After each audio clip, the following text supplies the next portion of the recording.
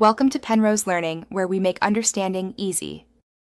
Start by assembling ingredients and equipment. Combine 2 cups granulated sugar, 1/2 cup light corn syrup, and 1 cup water in a heavy 3-quart saucepan so the sugar dissolves evenly. Have 1 cup unsalted butter chilled and ready, plus 1 teaspoon fine sea salt and 1 teaspoon vanilla separated for the end. Line a 9x9-inch pan with parchment, butter the paper, and set a candy thermometer visible on the pot. This prep prevents sticking and ensures you can hit the precise temperature needed. Begin heating the sugar, corn syrup, and water over medium.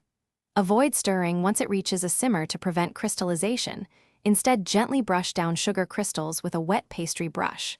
Watch the candy thermometer and let the syrup reach 300 degrees F, the hard crack stage, for classic brittle toffee texture.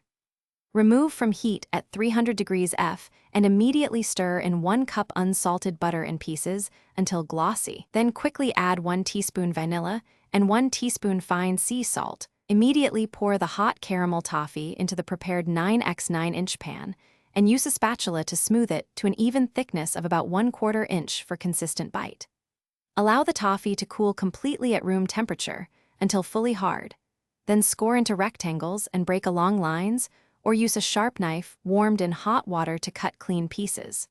Store toffee in an airtight container at room temperature up to 2 weeks, separating layers with parchment to prevent sticking and preserve crispness. Thanks for watching. If this was helpful, leave a like and consider subscribing. See you next time.